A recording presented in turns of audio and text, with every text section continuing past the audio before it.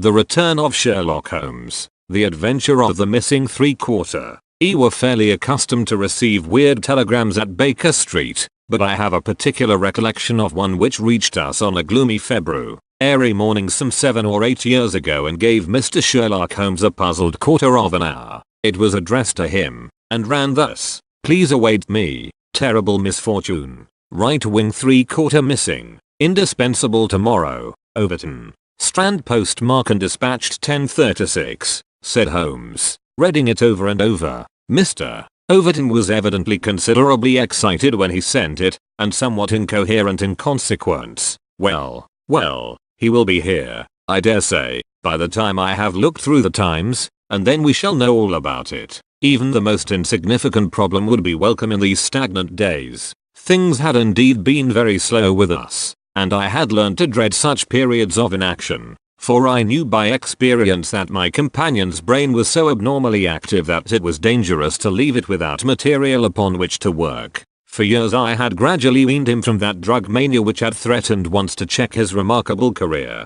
Now I knew that under ordinary conditions he no longer craved for this artificial stimulus, but I was well aware that the fiend was not dead, but sleeping. And I have known that the sleep was a light one in the waking near when in periods of idleness I have seen the drawn look upon Holmes's ascetic face, and the brooding of his deep-set and inscrutable eyes. Therefore I blessed this Mr. Overton, whoever he might be, since he had come with his enigmatic message to break that dangerous calm which brought more peril to my friend than all the storms of his tempestuous life. As we had expected, the telegram was soon followed by its sender, and the card of Mr. Cyril Overton, of Trinity College, Cambridge, announced the arrival of an enormous young man, 16 stone of solid bone and muscle, who spanned the doorway with his broad shoulders and looked from one of us to the other with a comely face which was haggard with anxiety. "Mr. Sherlock Holmes?" My companion bowed. "I've been down to Scotland Yard, Mr. Holmes. I saw Inspector Stanley Hopkins. He advised me to come to you. He said the case, so far as he could see, was more in your line than in that of the regular police. Pray sit down and tell me what is the matter." "It's awful, Mr. Holmes. Simply awful. I wonder my hair isn't grey. Godfrey Stanton. You've heard of him, of course? He's simply the hinge that the whole team turns on. I'd rather spare 2 from the pack and have Godfrey for my three-quarter line. Whether it's passing, or tackling, or dribbling, there's no one to touch him, and then, he's got the head and can hold us all together. What am I to do? That's what I ask you, Mr. Holmes. There's Muirhouse, first reserve, but he is trained as a half, and he always edges right in onto the scrum instead of keeping out on the touchline. He's a fine place kick, it's true, but, then, he has no judgment, and he can't sprint for nuts. Why, Morton or Johnson, the Oxford Flyers, could roam round him. Stevenson is fast enough, but he couldn't drop from the 25 line. And a three-quarter who can't either punt or drop isn't worth a place for pace alone. No, Mr. Holmes, we are done unless you can help me to find Godfrey Stanton." My friend had listened with amused surprise to this long speech, which was poured forth with extraordinary vigor and earnestness, every point being driven home by the slapping of a brawny hand upon the speaker's knee. When our visitor was silent, Holmes stretched out his hand and took down letter S of his commonplace book. For once he dug in vain into that mine of varied information. "There is Arthur H. Stanton, the rising young forger," said he, "and there was Henry Stanton, whom I helped to hang, but Godfrey Stanton is a new name to me." It was our visitor's turn to look surprised. "Why, Mr. Holmes, I thought you knew things," said he. "I suppose, then, if you have never heard of Godfrey Stanton you don't know Cyril Overton either?" Holmes shook his head good-humoredly. "Great Scott," cried the athlete. "Why, I was first reserve for England against Wales, and I've skippered the varsity all this year. But that's nothing. I didn't think there was a soul in England who didn't know Godfrey Stanton, the crack three-quarter. Cambridge, Blackheath, and 5 internationals. Good Lord, Mr. Holmes, where have you lived?" Holmes laughed at the young giant's naive astonishment. "You live in a different world to me, Mr. Overton, a sweeter and healthier one. My ramifications stretch out into many sections of society, but never, I am happy to say, into amateur sport, which is the best and soundest thing in England. However, Your unexpected visit this morning shows me that even in that world of fresh air and fair play there may be work for me to do. So now, my good sir, I beg you to sit down and to tell me slowly and quietly exactly what it is that has occurred, and how you desire that I should help you." Young Overton's face assumed the bothered look of the man who is more accustomed to using his muscles than his wits, but by degrees, with many repetitions and obscurities which I may omit from his narrative, he laid his strange story before us. "It's this way, Mr. Holmes. As I have said, I am the skipper of the rugger team of Cambridge Varsity, and Godfrey Stanton is my best man. Tomorrow we play Oxford. Yesterday we all came up and we settled at Bentley's private hotel. At 10 o'clock I went round and saw that all the fellows had gone to roost, for I believe in strict training and plenty of sleep to keep a team fit. I had a word or two with Godfrey before he turned in. He seemed to me to be pale and bothered. I asked him what was the matter. He said he was alright, just a touch of headache. I bade him good night and left him. Half an hour later the porter tells me that a rough-looking man with a beard called with a note for Godfrey. He had not gone to bed and the note was taken to his room. Godfrey read it and fell back in a chair as if he had been poleaxed. The porter was so scared that he was going to fetch me, but Godfrey stopped him, had a drink of water, and pulled himself together. Then he went downstairs,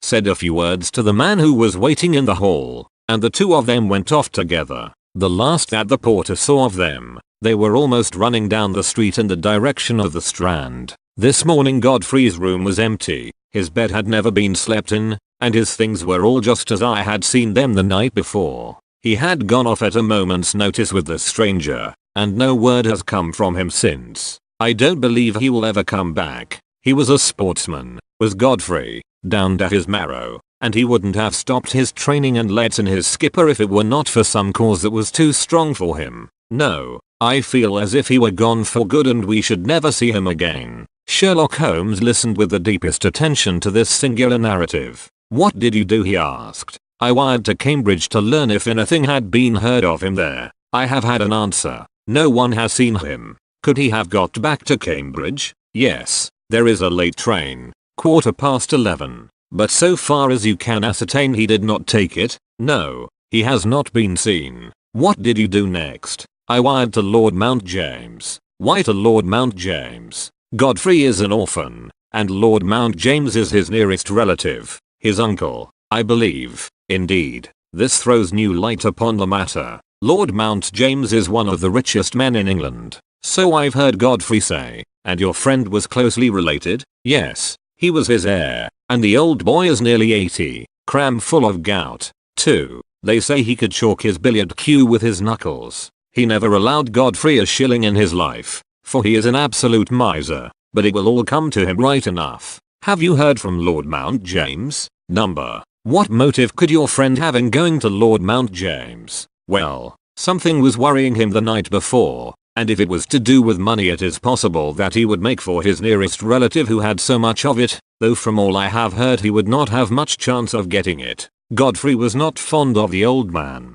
He would not go if he could help it." "Well, we can soon determine that. If your friend was going to his relative, Lord Mount James, you have then to explain the visit of this rough-looking fellow at so late an hour, and the agitation that was caused by his coming." Cyril Overton pressed his hands to his head. "I can make nothing of it," said he. Well, I have a clear day, and I shall be happy to look into the matter," said Holmes. "I should strongly recommend you to make your preparations for your match without reference to this young gentleman. It must, as you say, have been an overpowering necessity which tore him away in such a fashion, and the same necessity is likely to hold him away. Let us step round together to this hotel, and see if the porter can throw any fresh light upon the matter." Sherlock Holmes was a past master in the art of putting a humble witness at his ease, and very soon, in the privacy of Godfrey Stanton's abandoned room, he had extracted all that the porter had to tell. The visitor of the night before was not a gentleman,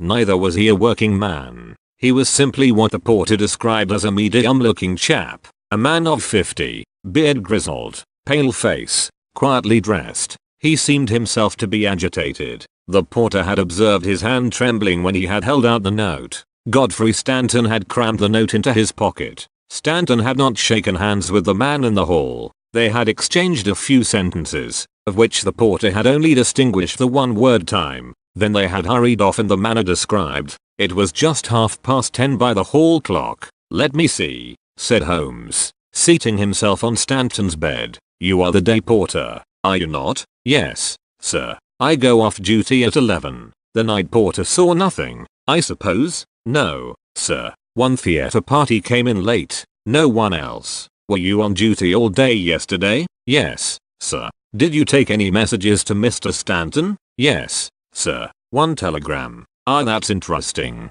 What o'clock was this?" "About 6. Where was Mr. Stanton when he received it?" "Here in his room." "Were you present when he opened it?" "Yes, sir. I waited to see if there was an answer." "Well, was there?" "Yes, sir. He wrote an answer." "Did you take it?" "No, he took it himself." "But he wrote it in your presence?" "Yes, sir. I was standing by the door, and he with his back turned at that table. When he had written it he said, 'All right, porter, I will take this myself.'" "What did he write it with?" "A pen, sir." "Was the telegraphic form one of these on the table?" "Yes, sir. It was the top one." Holmes rose. Taking the forms he carried them over to the window and carefully examined that which was uppermost. "It is a pity he did not write in pencil," said he, throwing them down again with a shrug of disappointment. "As you have no doubt frequently observed, Watson, the impression usually goes through, a fact which has dissolved many a happy marriage.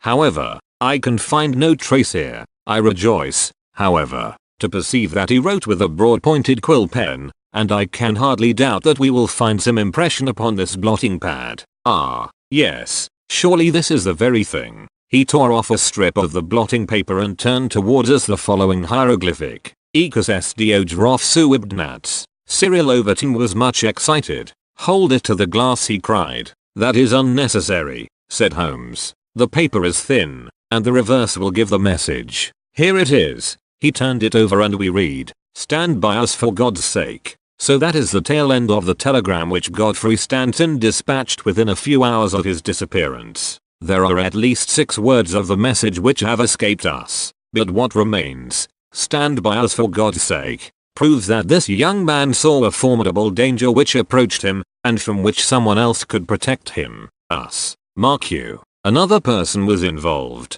Who should it be but the pale-faced, bearded man, who seemed himself in so nervous a state? What, then, is the connection between Godfrey Stanton and the bearded man? And what is the third source from which each of them sought for help against pressing danger? Our inquiry has already narrowed down to that. We have only to find to whom that telegram is addressed. I suggested. Exactly, my dear Watson. Your reflection, though profound, had already crossed my mind. But I dare say it may have come to your notice that if you walk into a post office and demand to see the counterfoil of another man's message, there may be some disinclination on the part of the officials to oblige you. There is so much red tape in these matters. However, I have no doubt that with a little delicacy and finesse the end may be attained. Meanwhile, I should like in your presence, Mr. Overton, to go through these papers which have been left upon the table. There were a number of letters, bills, and notebooks, which Holmes turned over and examined with quick, nervous fingers and darting, penetrating eyes. "Nothing here," he said, at last. "By the way, I suppose your friend was a healthy young fellow. Nothing amiss with him? Sound as a bell. Have you ever known him ill?" "Not a day. He has been laid up with a hack, and once he slipped his kneecap, but that was nothing. Perhaps he was not so strong as you suppose. I should think he may have had some secret trouble. With your assent I will put 1 or 2 of these papers in my pocket, in case they should bear upon our future inquiry." One moment," cried a querulous voice, and we looked up to find a queer little old man, jerking and twitching in the doorway. He was dressed in rusty black, with a very broad-brimmed top hat and a loose white necktie, the whole effect being that of a very rustic parson or of an undertaker's mute. Yet, in spite of his shabby and even absurd appearance, his voice had a sharp crackle, and his manner a quick intensity which commanded attention. "Who are you, sir, and by what right do you touch this gentleman's papers?" he asked. "I am a private detective, and I am endeavoring to explain his disappearance." "Oh, you are you? And who instructed you?" "This gentleman, Mr. Stanton's friend, was referred to me by Scotland Yard." "Who are you, sir?" "I am Cyril Overton, Then it is you who sent me a telegram. My name is Lord Mount James. I came round as quickly as the Bayswater bus would bring me. So you have instructed a detective? Yes, sir. And are you prepared to meet the cost? I have no doubt, sir, that my friend Godfrey, when we find him, will be prepared to do that. But if he is never found, answer me that in that case no doubt his family. Nothing of the sort, sir, screamed the little man. Don't look to me for a penny, not a penny, you understand that, Mr. Detective. I am all the family that this young man has got, and I tell you that I am not responsible. If he has any expectations, it is due to the fact that I have never wasted money, and I do not propose to begin to do so now. As to those papers with which you are making so free, I may tell you that in case there should be anything of any value among them, you will be held strictly to account for what you do with them. Very good,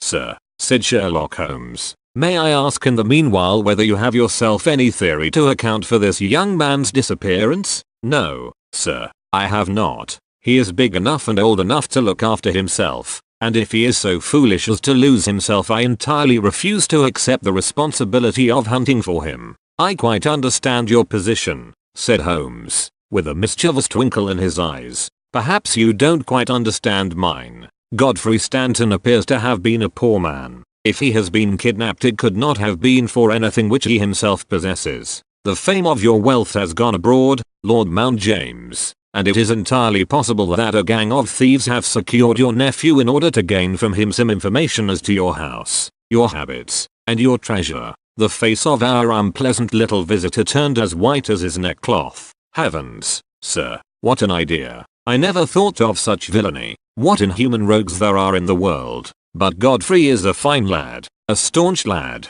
Nothing would induce him to give his old uncle away. I'll have the plate moved over to the bank this evening. In the meantime, spare no pains, Mr. Detective. I beg you to leave no stone unturned to bring him safely back. As to money, well, so far as a fiver, or even a tenner, goes, you can always look to me. Even in his chastened frame of mind, the noble miser could give us no information which could help us, for he knew little of the private life of his nephew. Our only clue lay in the truncated telegram, and with a copy of this in his hand, Holmes set forth to find a second link for his chain. We had shaken off Lord Mount James, and Overton had gone to consult with the other members of his team over the misfortune which had befallen them. There was a telegraph office at a short distance from the hotel. We halted outside it. It's worth trying, Watson, said Holmes. Of course, with a warrant we could demand to see the counterfoils, but we have not reached that stage yet. I don't suppose they remember faces in so busy a place.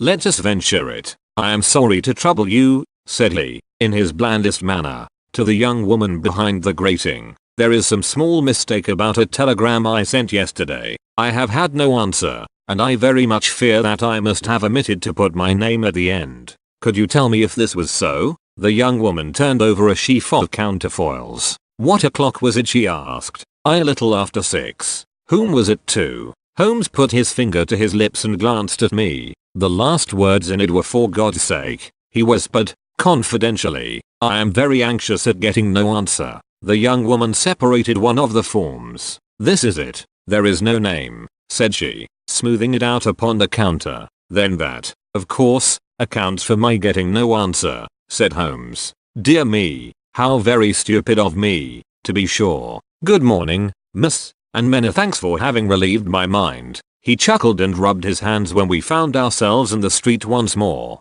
Well, I asked. We progress, my dear Watson, we progress. I had 7 different schemes for getting a glimpse of that telegram, but I could hardly hope to succeed the very first time. And what have you gained? A starting point for our investigation. He hailed a cab. King's Cross Station, said he. We have a journey, then? Yes, I think we must run down to Cambridge together. All the indications seem to me to point in that direction. Tell me, I asked, as we rattled up Gray's Inn Road, have you any suspicion yet as to the cause of the disappearance? I don't think that among all our cases I have known one where the motives are more obscure. Surely you don't really imagine that he may be kidnapped in order to give information against his wealthy uncle? I confess, my dear Watson, that does not appeal to me as a very probable explanation. It struck me, however, as being the one which was most likely to interest that exceedingly unpleasant old person. It certainly did that.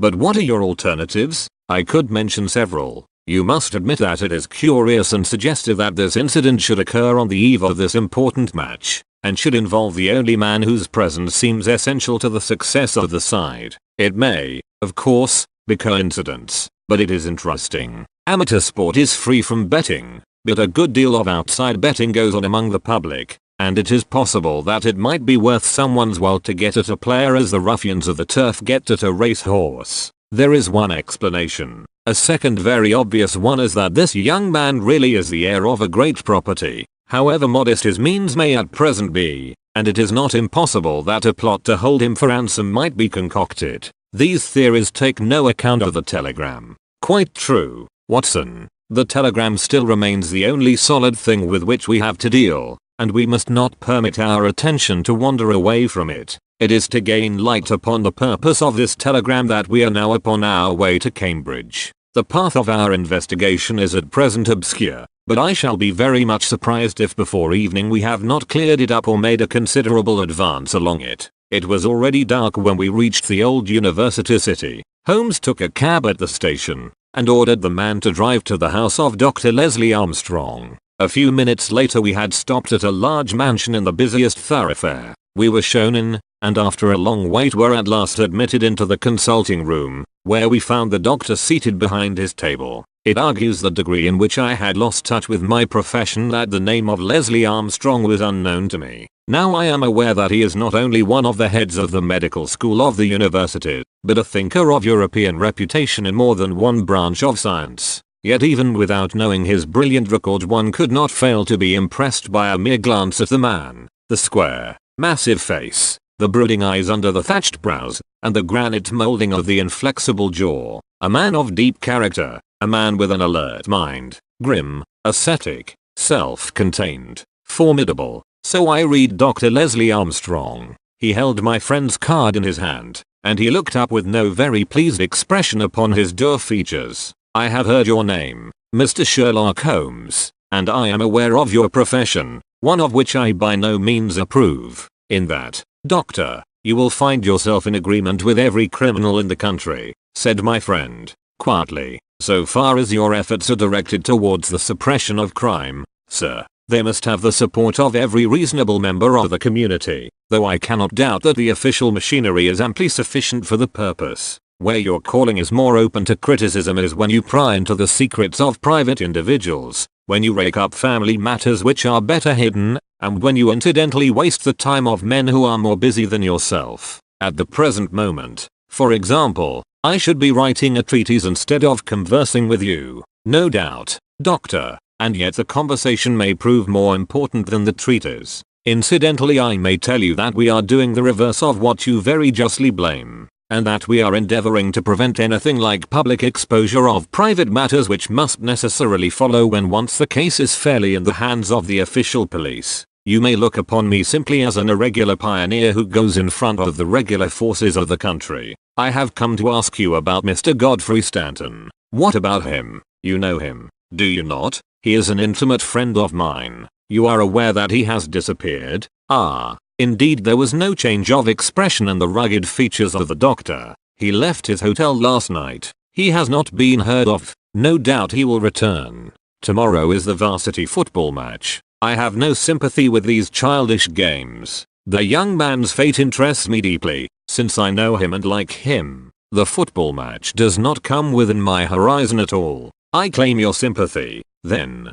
in my investigation of Mr. Stanton's fate. Do you know where he is? Certainly not. You have not seen him since yesterday? No, I have not. Was Mr. Stanton a healthy man? Absolutely. Did you ever know him ill? Never. Holmes popped a sheet of paper before the doctor's eyes. Then perhaps you will explain this receipted bill for 13 guineas, paid by Mr. Godfrey Stanton last month to Dr. Leslie Armstrong of Cambridge. I picked it out from among the papers upon his desk. The doctor flushed with anger. I do not feel that there is any reason why I should render an explanation to you, Mr. Holmes. Holmes replaced the bill in his notebook. If you prefer a public explanation, it must come sooner or later, said he. I have already told you that I can hush up that which others will be bound to publish, and you would really be wiser to take me into your complete confidence. I know nothing about it. Did you hear from Mr. Stanton in London? Certainly not.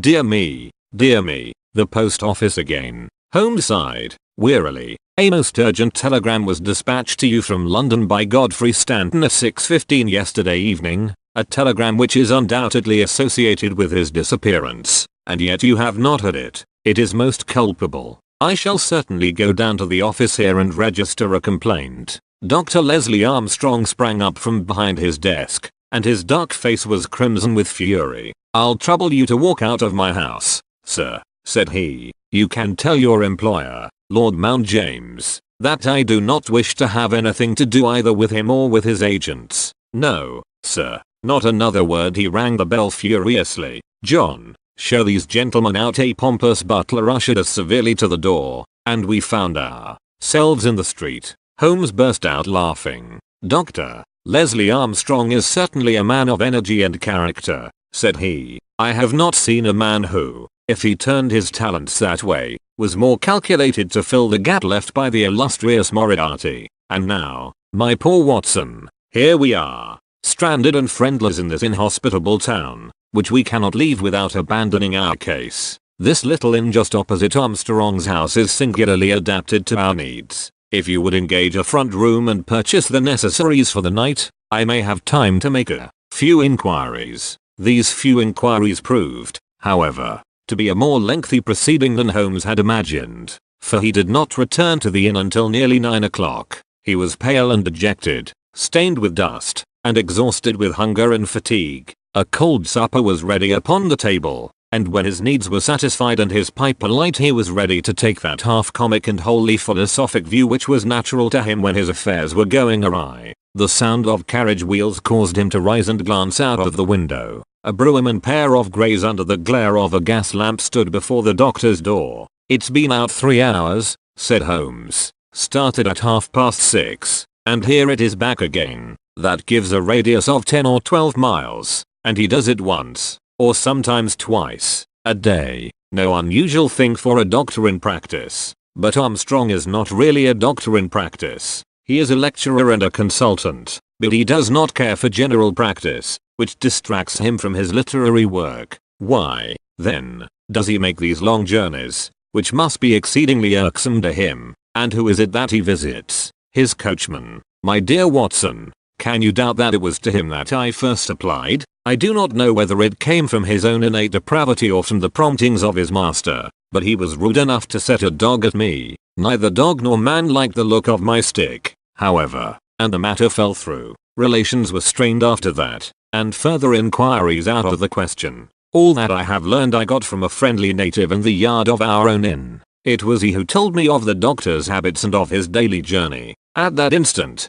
to give point to his words, the carriage came round to the door. Could you not follow it? Excellent, Watson. You are scintillating this evening. The idea did cross my mind. There is, as you may have observed, a bicycle shop next to our inn. Into this I rushed, engaged a bicycle, and was able to get started before the carriage was quite out of sight. I rapidly overtook it, and then, keeping at a discreet distance of 100 yards or so, I followed its lights until we were clear of the town. We had got well out on the country road when a somewhat mortifying incident occurred. The carriage stopped. The doctor alighted, walked swiftly back to where I had also halted, and told me in an excellent sardonic fashion that he feared the road was narrow, and that he hoped his carriage did not impede the passage of my bicycle. Nothing could have been more admirable than his way of putting it. I at once rode past the carriage, and, keeping to the main road, I went on for a few miles, and then halted in a convenient place to see if the carriage passed.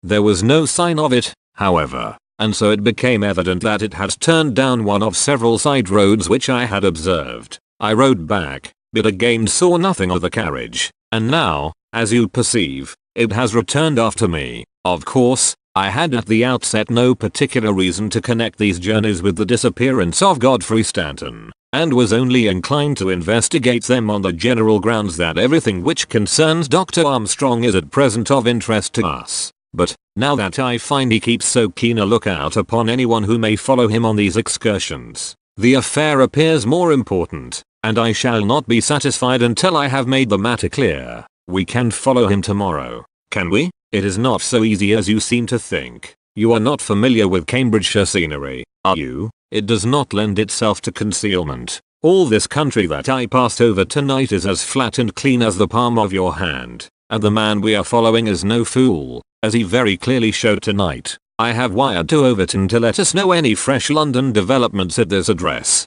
and in the meantime we can only concentrate our attention upon Dr. Armstrong, whose name the obliging young lady at the office allowed me to read upon the counterfoil of Stanton's urgent message. He knows where the young man is, to that I'll swear, and if he knows, then it must be our own fault if we cannot manage to know also. At present it must be admitted that the odd trick is in his possession, and, as you are aware, Watson, it is not my habit to leave the game in that condition, and yet the next day brought us no nearer to the solution of the mystery. A note was handed in after breakfast, which Holmes passed across to me with a smile. So it ran: I can assure you that you are wasting your time in dogging my movements. I have, as you discovered last night, a window at the back of my brougham, and if you desire a 20-mile ride which will lead you to the spot from which you started, you have only to follow me. Meanwhile, I can inform you that no spying upon me can in any way help Mr. Godfrey Stanton, and I am convinced that the best service you can do to that gentleman is to return at once to London and to report to your employer that you are unable to trace him.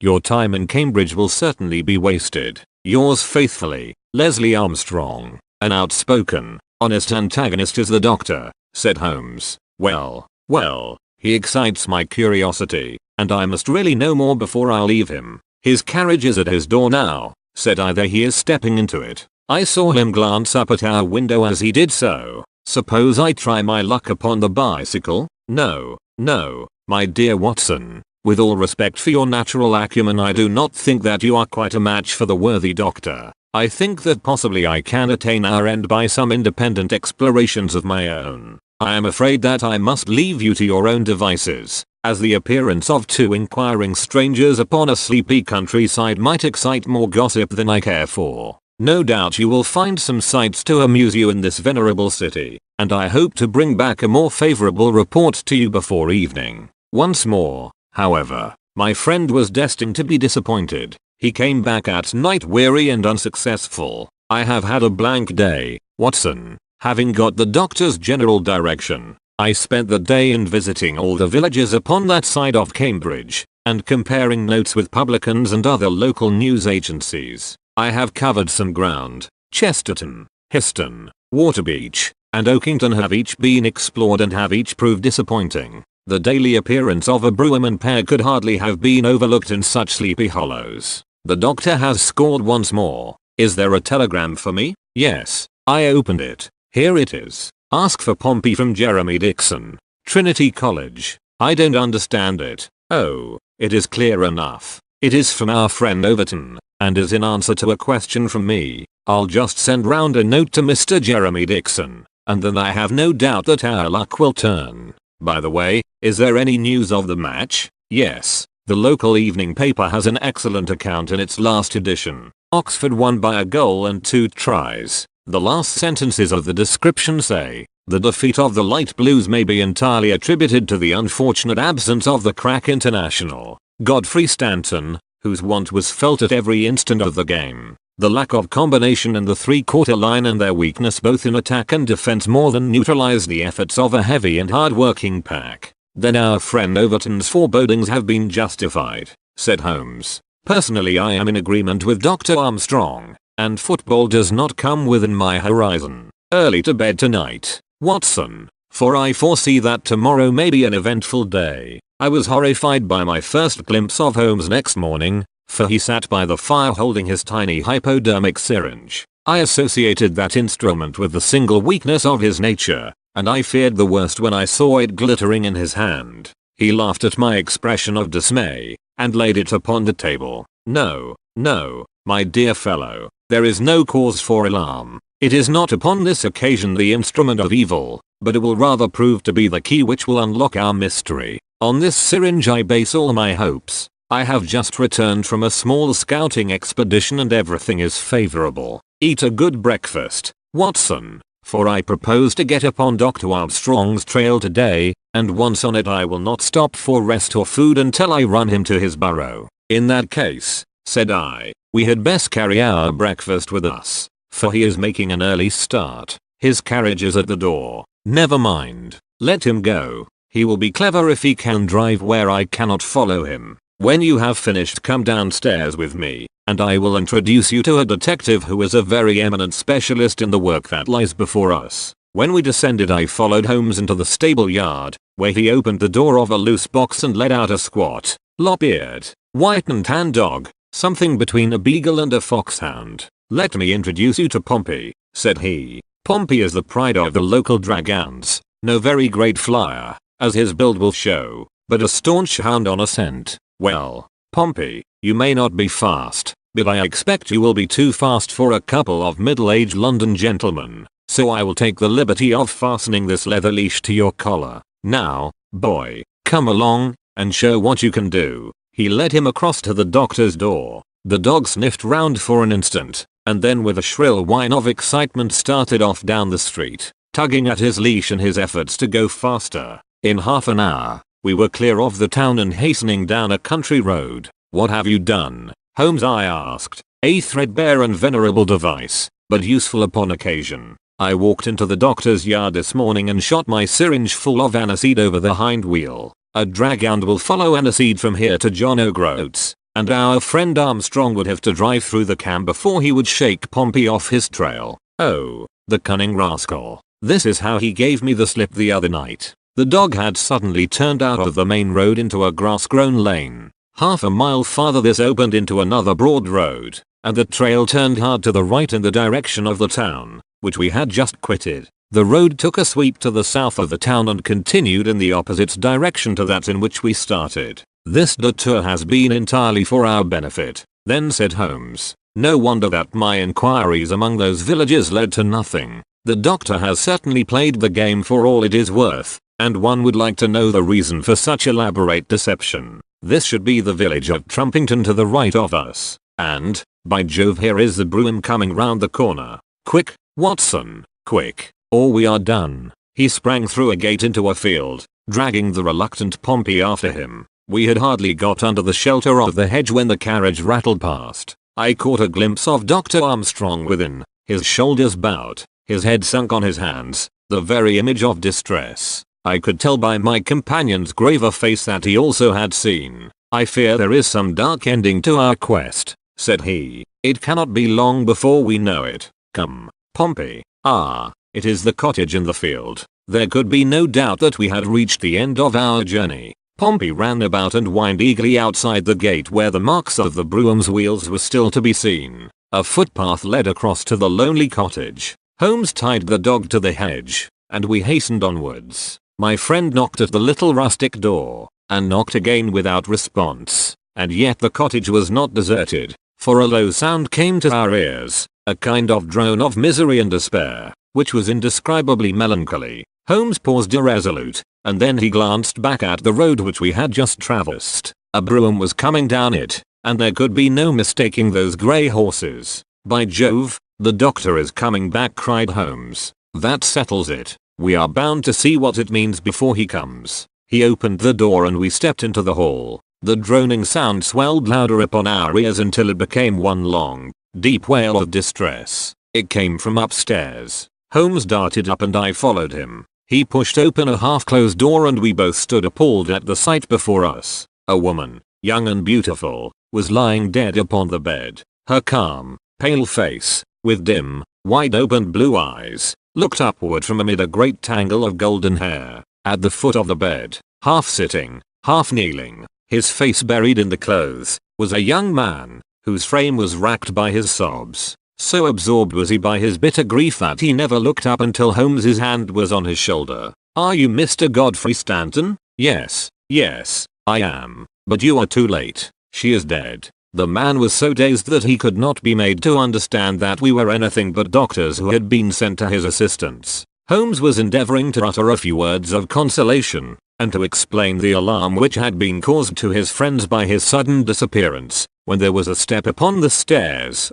and there was the heavy, stern, questioning face of Dr. Armstrong at the door. "So, gentlemen," said he, "you have attained your end, and have certainly chosen a particularly delicate moment for your intrusion. I would not brawl in the presence of death, but I can assure you that if I were a younger man your monstrous conduct would not pass with impunity. Excuse me, Dr. Armstrong, I think we are a little at cross purposes," said my friend, with dignity. "If you could step downstairs with us we may each be able to give some light to the other upon this miserable affair." A minute later the grim doctor and ourselves were in the sitting room below. "Well, sir," said he, "I wish you to understand, in the first place, that I am not employed by Lord Mount James, and that my sympathies in this matter are entirely against that nobleman. When a man is lost it is my duty to ascertain his fate, but having done so the matter ends so far as I am concerned, and so long as there is nothing criminal, I am much more anxious to hush up private scandals than to give them publicity.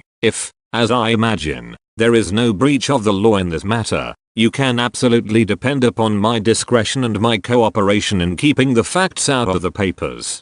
Dr. Armstrong took a quick step forward and wrung Holmes by the hand. "You are a good fellow," said he. "I had misjudged you. I thank heaven that my compunction at leaving poor Stanton all alone in this plight caused me to turn my carriage back, and so to make your acquaintance. Knowing as much as you do, the situation is very easily explained. A year ago Godfrey Stanton lodged in London for a time, and became passionately attached to his landlady's daughter, whom he married. She was as good as she was beautiful, and as intelligent as she was good. No man need be ashamed of such a wife. But Godfrey was the heir to this crabbed old nobleman, and it was quite certain that the news of his marriage would have been the end of his inheritance. I knew the lad well, and I loved him for his many excellent qualities. I did all I could to help him to keep things straight. We did our very best to keep the thing from everyone, for when once such a whisper gets about it is not long before everyone has heard it. Thanks to this lonely cottage and his own discretion,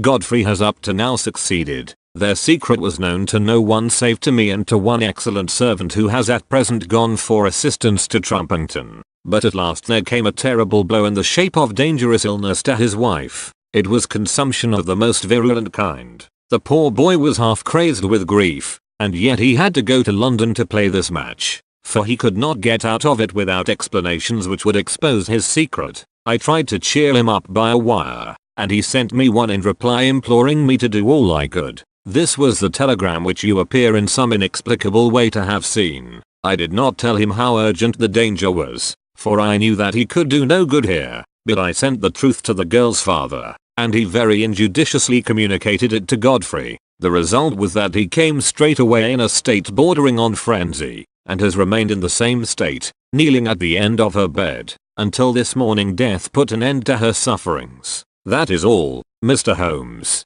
and I am sure that I can rely upon your discretion and that of your friend." Holmes grasped the doctor's hand. "Come, Watson," said he, and we passed from that house of grief into the pale sunlight of the winter day.